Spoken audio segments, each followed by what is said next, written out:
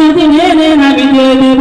তবে চাচা গো, আপনি আপনার বাড়ি থেকে আমাকে দূরে তাড়িয়ে দিবেন না। আব্দুল হজ্জা বলেছিল শুধু তাই নয়, বাড়ি থেকে তোমাকে বঞ্চিত করব।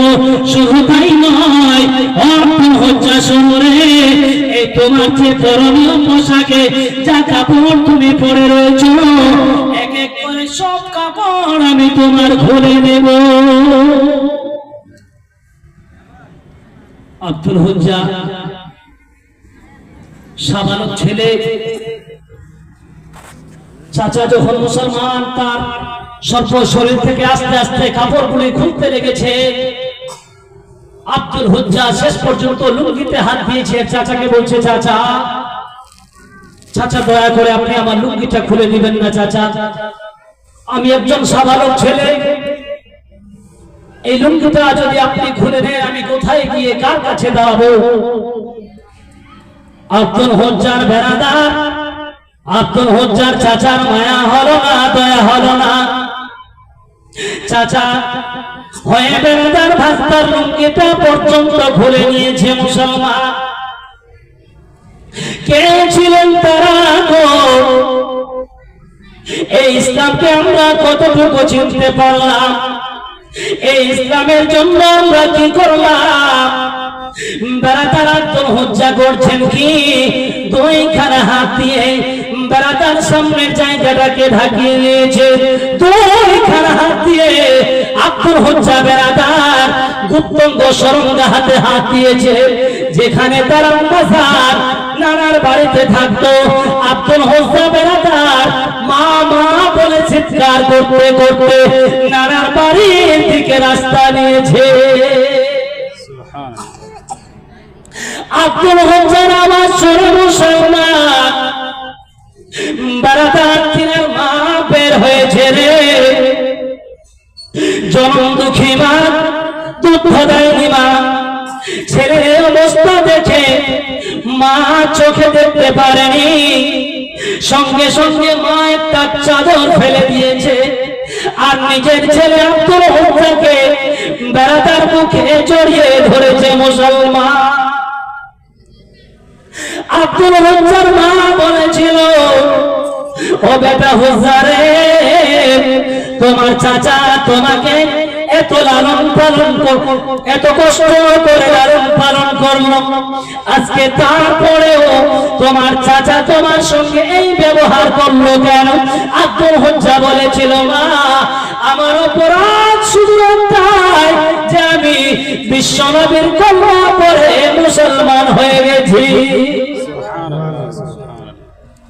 আপনি তো ভাই মুসলমান, আপনার কেউ লুঙ্গি খুলে দিয়েছে নাকি? কি অবস্থা মুসলমান সমাজের, টাকা যায় না। দুঃখ লাগে বর্তমান সমাজের মুসলমানদের অবস্থা দেখে। তারপর আমরা নিজেদেরকে মুসলমান বলি। বলুন বেরাদার, যিনি সবচাইতে আপনার দয়া বুঝে, যিনি সবচাইতে আপনাকে ভালোবাসে, তিনি কে বলুন তো? আব্দুল হজ্জা মায়ের কাছে চলে গিয়েছে। এই জন্য তো কবি বলেছেন, বেরাদার আমার জন্য বলে মাগো সারাটি জন, কোথায় গেলে পাবো আমি এমন আপন জন, কোথায় গেলে পাবো আমি এমন আপন জন। মা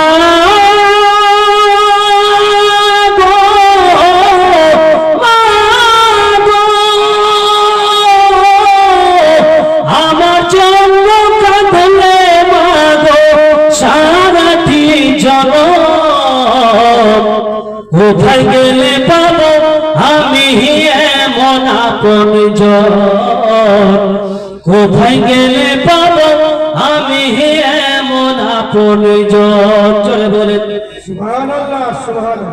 কত রাতে ঘুমাওনি মা গর্ভে যখন আমি,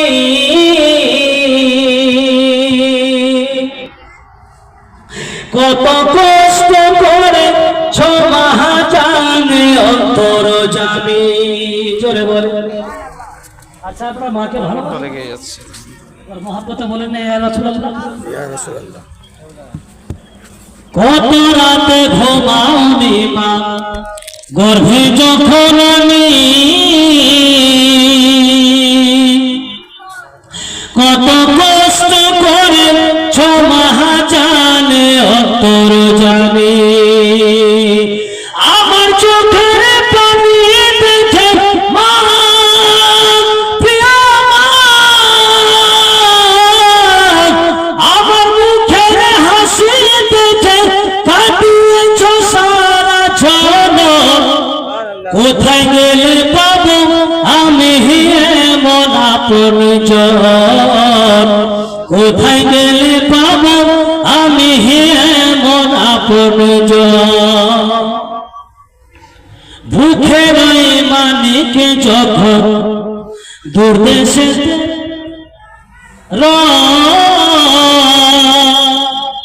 দেখবেন অনেক অভাবী মা বাবা আছে, অভাবের তারা নাই, নিজের বাড়ি ঘর ছেড়ে বিদেশে গিয়ে থাকে না, কিন্তু জনম দুঃখী মা যখন আপনার 5 বার নামাজ পড়ে, তো আমার আপনার মা, যে মাকে হয়তো আজকে আমরা খাবার দেই না, যে মায়ের সঙ্গে ভালো ব্যবহার করি না, অথচ সেই মা সন্তানের জন্য 2 হাত তুলে নামাজের মধ্যে দোয়া করে, মাওলা আমার সন্তান আল্লাহ যেই জায়গায় আছে আল্লাহ তুমি আমার সন্তানকে সহি সালামতে রাখিও। জোরে বলেন সুবহানাল্লাহ। তো মুসলমান, সময় সংকীর্ণ, কি বলবো আর না বলবো আমি তাই ভাবছি। আমি তো প্রোগ্রামটা নেবার কথাই ছিল না, মাওলানা তৌফিক ভাইকে বললাম যে ভাই আমি পারবো না, আমার টানা কয়েকদিন প্রোগ্রাম চলছে, শারীরিক অবস্থা আমার একদম ভালো না, জ্বর সর্দি কাশ। তারপরে হযরত বলছে না ভাই আপনাকে আসতেই হবে। আপনারা আমাকে অনেকেই চেনেন, আমার বাড়ি শুনুন, বেশি দূরে না, কিন্তু 14-15 বছর গত হয়ে গেল আমি গঙ্গারামপুরে থাকি, খুব সীমিত আসি বাড়িতে, খুব কম আসি। আল্লাহ যেখানে রুজি রুটি রেখেছে সেখানেই থাকা লাগবে ভাই, ঠিক কিনা বলে। মুসলমান নিজের কথা বলতে আসেনি, নিজের কথা বললে হয়তো আল্লাহ বেরাজ হবে, আল্লাহ নারাজ হয়ে যাবে রে। বেরাদার ইসলামের কথা বলতে এসেছি। বেরাদার সর্বপ্রথম যেই মহিলা ইসলামের জন্য জীবন দিয়েছিল গো, সেই মেয়েটির নাম ছিল হযরতে সুমাইয়া। কি নাম বললাম? শুনেছেন কি শুনেন নাই? শোনা ঘটনা আবার বলছি মুসলমান। হযরতে সুমাইয়া এক আল্লাহকে বিশ্বাস করেছে, আমার নবীর উপরে ঈমান এনেছে। নিষ্ঠুর পাছাড় আবু জেহেল সুমাইয়ার বাড়িতে গিয়েছে, সুমাইয়া সুমাইয়া বলে ডাক দিয়েছে। সুমাইয়া ঘর থেকে বের হলো, বারাদার সুমাইয়ার চোরের মুঠি ধরেছে আর বলেছিল, ও সুমাইয়া শোনো রে, তুমি নাকি ইসলাম কবুল করেছো, তুমি নাকি মুহাম্মদকে নবী বলে মেনে নিয়েছো রে, আজকে যদি ভালো চাও ইসলাম ছেড়ে দাও, কলমা ছেড়ে দাও। সুমাইয়া বলেছিল না না, আমি কলমা ছাড়তে পারবো না। আবু জেহেল বলেছিল, সুমাইয়া রে চলো চলো তোমাকে ভালো জায়গায় নিয়ে যাব। হাজার হাজার মানুষ যেখানে একত্রিত হয়েছে, বেড়াদার হযরতে সুমাইয়ার 2খানা হস্ত বেঁধে দেওয়া হলো। সুমাইয়ার শরীর থেকে বেড়াদার কাপড় ঘুরি খুলতে লাগলো।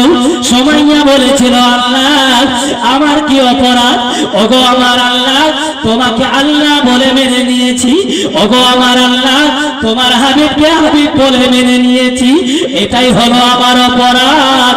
আল্লাহ তুমি সুমাইয়ার মান সম্মান রক্ষা করো। বেড়াদার সুমাইয়া সর্বশরীর থেকে কাপড় খুলতে লেগেছে। সুমাইয়া বলেছিল, আল্লাহ ওগো আমার আল্লাহ, একই হলো আমার অপরাধ, ইসলাম গ্রহণ করার সাজার আজকে আমি পাচ্ছি। আল্লাহ গো আসো আসো একটা বার সুমাইয়ার দুর্দশা দেখে যাও। আমার আল্লাহ বলে, সুমাইয়া রে আমার নবীর মহব্বতে তুমি জীবন দিচ্ছ, আমি আল্লাহ এইভাবে দেখতে যাব না।